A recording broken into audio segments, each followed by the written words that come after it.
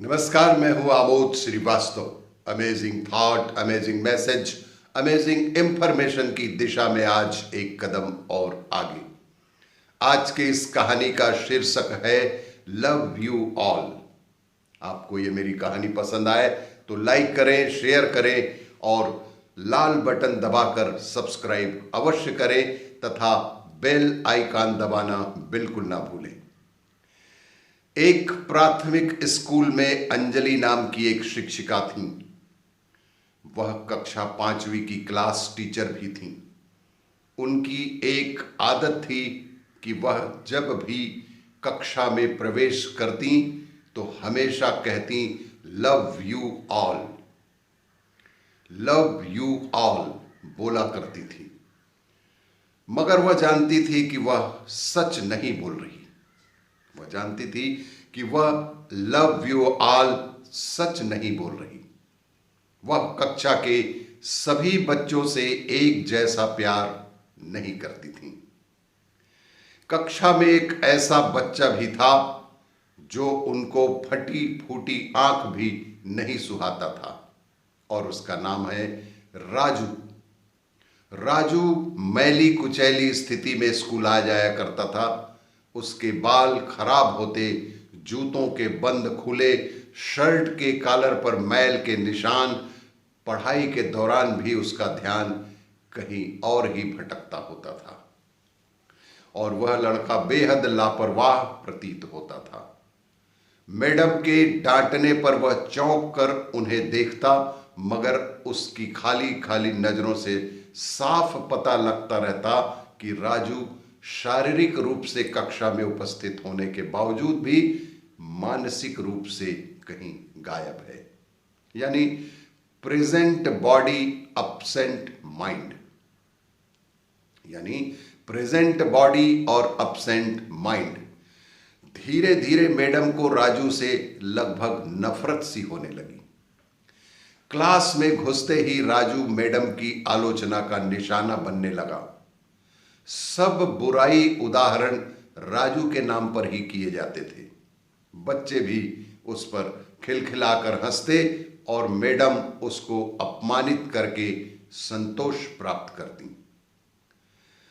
राजू ने हालांकि किसी बात का कभी कोई जवाब नहीं दिया था।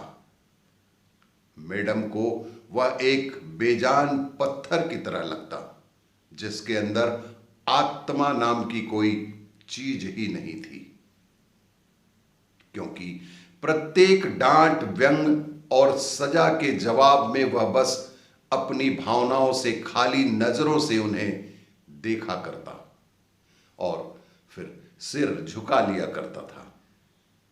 मैडम को अब इससे गंभीर नफरत सी होने लगी थी।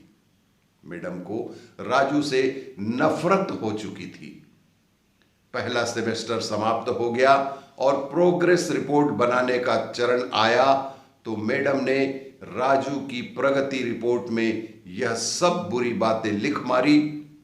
प्रगति रिपोर्ट माता पिता को दिखाने से पहले हेडमास्टर के पास जाया करती थी।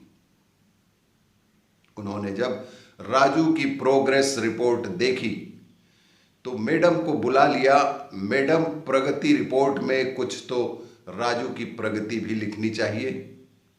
आपने तो जो कुछ लिखा है इससे राजू के पिता इससे बिल्कुल निराश ही हो जाएंगे। मैडम ने कहा, मैं माफी मांगती हूं, लेकिन राजू एकदम बिल्कुल ही अशिष्ट और निकम्मा बच्चा है। मुझे नहीं लगता कि मैं उसकी प्रगति के बारे में कुछ लिख भी सकती हूं। मैडम घृणित लहजे में बोलकर वहां से उठकर चली गई। स्कूल की छुट्टी हो गई आज। अगले दिन हेडमास्टर ने एक विचार किया और उन्होंने चपरासी के हाथ मैडम की डेस्क पर राजू की पिछले वर्षों की प्रगति रिपोर्ट रखवा दी, जो कि बहुत ही बेहतर थी। अगले दिन मैडम ने कक्षा में प्रवेश किया तो रिपोर्ट पर नजर पड़ी। पलट कर देखा तो पता लगा कि यह राजू की रिपोर्ट है। मैडम ने सोचा कि पिछली कक्षाओं में भी राजू ने निश्चय ही यही गुल खिलाए होंगे। उन्होंने सोचा और कक्षा 3 की रिपोर्ट खोली। रिपोर्ट में टिप्पणी पढ़कर उनकी आश्चर्य की कोई सीमा न रही जब उन्होंने देखा कि रिपोर्ट उसकी तारीफों से भरी पड़ी है।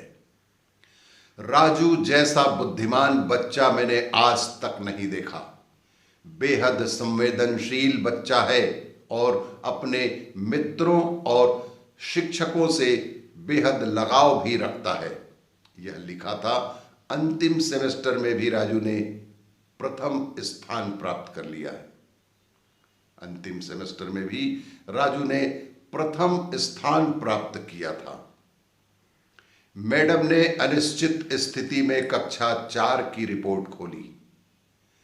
राजू ने अपनी मां की बीमारी का बेहद प्रभाव पड़ा था उसके दिल पर। उसका ध्यान पढ़ाई से हट रहा है।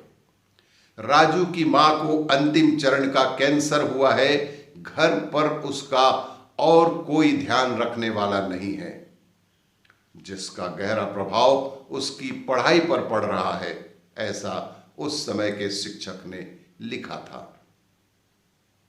नीचे हेडमास्टर ने लिखा कि राजू की मां मर चुकी है और इसके साथ ही राजू के जीवन की चमक और रौनक भी उसे बचा न सकी।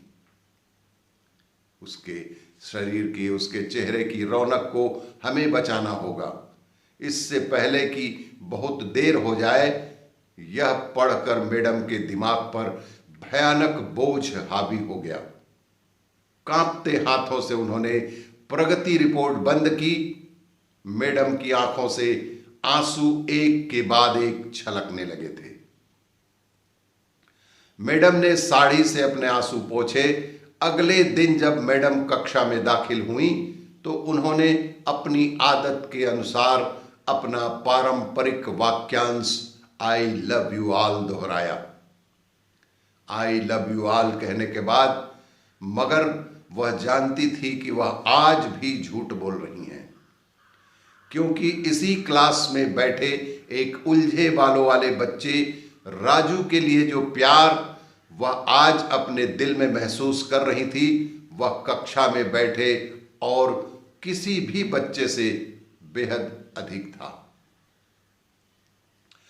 पढ़ाई के दौरान उन्होंने रोजाना दिनचर्या की तरह एक सवाल राजू पर दागा और हमेशा की तरह राजू ने सिर झुका लिया। जब कुछ देर तक मैडम से कोई डांट फटकार और सहपाठी सहयोगियों से हंसी की आवाज उसके कानों में ना पड़ी तो उसने अचंभे में सिर उठाकर मैडम की ओर देखा। अप्रत्याशित उनके माथे पर आज बल न थे। वह मुस्कुरा रही थी।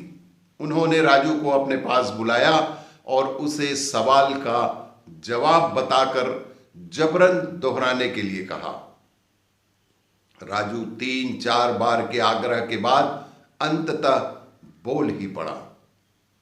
इसके जवाब देते ही मैडम ने न सिर्फ खुद खुशांदाज होकर तालियां बजाई, बल्कि कक्षा के सभी बच्चों से भी तालियां बजवाई राजू के नाम पर। फिर तो यह दिनचर्या बन गई। मैडम हर सवाल का जवाब अपने आप ही बताती और फिर उसकी खूब खूब सराहना तारीफ करती। प्रत्येक अच्छा उदाहरण राजू के कारण दिया जाने लगा। धीरे धीरे पुराना राजू सन्नाटे की कब्र फाड़कर बाहर आ गया। अब मैडम को सवाल के साथ जवाब बताने की जरूरत भी नहीं पड़ती। वह रोज बिना त्रुटि उत्तर देकर सभी को प्रभावित करता और नए नए सवाल पूछकर सबको हैरान भी करने लगा। उसके बाल अब कुछ हद तक सुधरे हुए होते, कपड़े भी काफी हद तक साफ होते, जिन्हें शायद वह खुद धोने लगा था। देखते ही देखते साल समाप्त हो गया और राजू ने दूसरा स्थान हासिल कर कक्षा 5वीं पास कर लिया। यानी अब दूसरी जगह स्कूल में दाखिले के लिए तैयार था। कक्षा 5वीं के विदाई समारोह में सभी बच्चे मैडम के लिए सुंदर सुंदर उपहार लेकर आए और मैडम की टेबल पर ढेर लग गया। इन खूबसूरती से पैक हुए उपहारों में एक बहुत ही पुराने अखबार में बदतर सलीके से पैक हुआ एक उपहार भी मैडम की नजर में आया। बच्चे उसे देखकर हंस रहे थे। किसी को जानने में देर ना लगी कि यह उपहार राजू लाया होगा।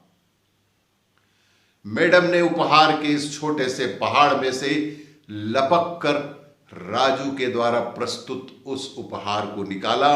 खोल कर देखा तो उसके अंदर एक महिलाओं को द्वारा इस्तेमाल करने वाली इत्र की आधी इस्तेमाल की हुई शीशी और एक हाथ में पहनने वाला एक बड़ा सा कड़ा जिसे कंगन कहते हैं, जिसके अधिकतर मोती झड़ चुके थे। मैडम ने चुपचाप इस इत्र को खुद पर छिड़का और हाथ में कंगन पहन लिया।